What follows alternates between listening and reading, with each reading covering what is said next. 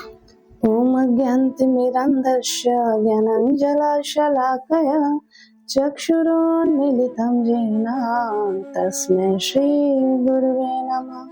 नमः विष्णुपादाय तीर्थपथप्रदर्शिने श्रीमते भक्तिसम्पत् तीर्थगोस्वामीति नामिने।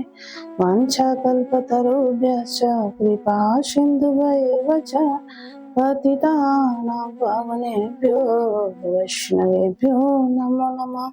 गुरुवे गौरचन्द्राय राधिकाय तदालये कृष्णाय कृष्णभक्ताय तद्भक्ताय नमो नमः।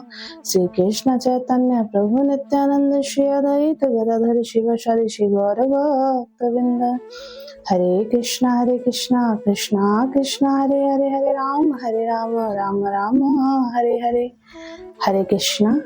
श्रावण मास के कृष्ण पक्ष की एकादशी का नाम कामिका एकादशी है और यह एकादशी इस वर्ष 21 जुलाई सोमवार को है। यह कामिका एकादशी महापुण्य प्रदायिनी एकादशी है। इसके पालन से ब्रह्म हत्या और भ्रूण हत्या करने वाला महापापी भी मुक्त हो जाता है। एक बार युधिष्ठिर महाराज भगवान श्री कृष्ण से इस कामिका एकादशी का महात्म पूछने लगे तो भगवान श्री कृष्ण ने कहा कि हे युधिष्ठिर, ये जो कामिका एकादशी है इसका महात्म एक बार देवर्षि नारद जी ने ब्रह्मा जी से पूछा था। तो ब्रह्मा जी ने कहा कि यह जो कामिका एकादशी है इसका स्मरण करने मात्र से व्यक्ति को वाजपेय का फल मिलता है और श्रद्धा पूर्वक इस कामिका एकादशी का पालन करने साथ साथ इसकी कथा का प्रेम पूर्वक श्रवण करने से व्यक्ति सभी पापों से मुक्त हो जाता है और अंत में वह भगवान के वैकुंठ धाम को जाता है। पुष्कर हो गया, गंगा, गोदावरी, नैमिषारण्य, काशी, ये सब तीर्थों में जो हम भ्रमण करते हैं इसका पुण्य हमें जो मिलता है इससे कई अधिक गुना पुण्य भगवान श्री कृष्ण की पूजा करने से हमें मिल जाता है। इसीलिए ऐसा कहा गया है कि तीर्थ कोटि सहस्त्राणि तीर्थ कोटि शतानि च तानि सर्वाणि अवाप्नोति विष्णुर नामानुकीर्तनात्। अर्थात सहस्र कोटि तीर्थ कह लीजिए या 7 कोटि तीर्थ कह लीजिए, भगवान श्री कृष्ण के नाम संकीर्तन से इन सब का फल हमें मिल जाता है। क्योंकि यह कलयुग संकीर्तन प्रधान युग है, इसीलिए हमें भगवान श्री हरि का नाम संकीर्तन करना चाहिए। विशेषकर एकादशी के दिन तो हमें नाम संकीर्तन अवश्य ही करना चाहिए। इससे भगवान श्री कृष्ण हमसे विशेष प्रसन्न हो जाएंगे।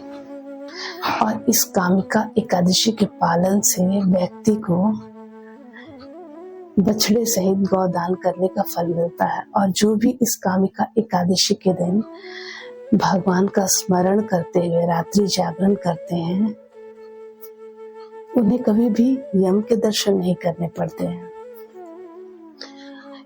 और इस दिन भगवान की जो भी तुलसी दल से सेवा करते हैं भगवान उस पर विशेष प्रसन्न हो जाते हैं। और जैसे कि कमल के पत्ते पर कभी भी जल नहीं ठहरता, उसी प्रकार उस व्यक्ति के जीवन में कभी भी पाप नहीं ठहरेगा। और इस कामिका एकादशी के दिन भगवान की जो तुलसी मंजरी से सेवा करते हैं उनके अनंत जन्मों के पाप क्यों ना हो, सभी पापों का अंत हो जाता है। और भगवान को तुलसी जी अति प्रिय है, इसीलिए जो भी तुलसी महारानी के दर्शन करते हैं तो व्यक्ति सभी पापों से मुक्त हो जाता है।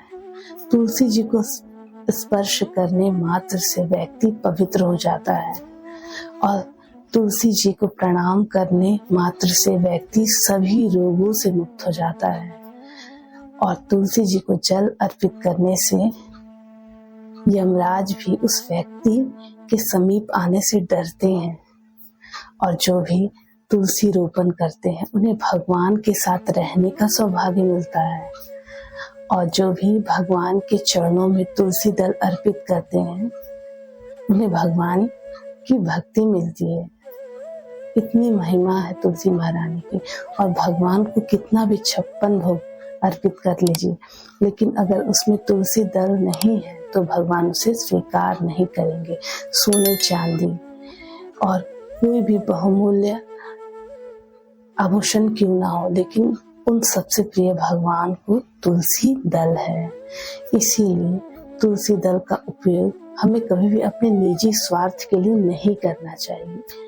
ऐसा करने से नरक से हमारा कभी भी छुटकारा नहीं होगा। जैसे कि बहुत लोग तुलसी दल का उपयोग काढ़े के लिए करते हैं ताकि वे स्वस्थ हो जाएं, लेकिन हमें ऐसा नहीं करना चाहिए।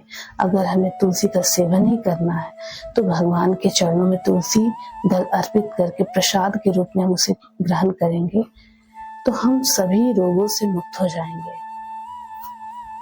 और इस कामिका एकादशी के दिन भगवान के समक्ष जो दीप दान करते हैं, साथ साथ तुलसी महारानी को दीप अर्पित करते हैं, उस व्यक्ति के सभी पीतर तृप्त हो जाते हैं। साथ साथ उस व्यक्ति को इतना पुण्य मिलता है कि उसके पुण्य को चित्रगुप्त भी लिखने में असमर्थ हो जाते हैं। इतनी महिमा हमारी तुलसी महारानी की। इसीलिए इन चातुर्मास के दिनों में हमें विशेष रूप से तुलसी महारानी की सेवा करना चाहिए, उनकी आरती करना चाहिए। ऐसे तो वर्ष भर ही प्रतिदिन ही तुलसी महारानी की सेवा हमें करना चाहिए, लेकिन इन 4 महीनों विशेष रूप से तुलसी महारानी की सेवा करने से भगवान श्री हरि हम पर विशेष प्रसन्न हो जाएंगे। और इस एकादशी के दिन अधिक से अधिक नाम का जप करते हुए तुलसी महारानी की सेवा कीजिए और भगवान श्री हरि को प्रसन्न कीजिए। हरे कृष्णा।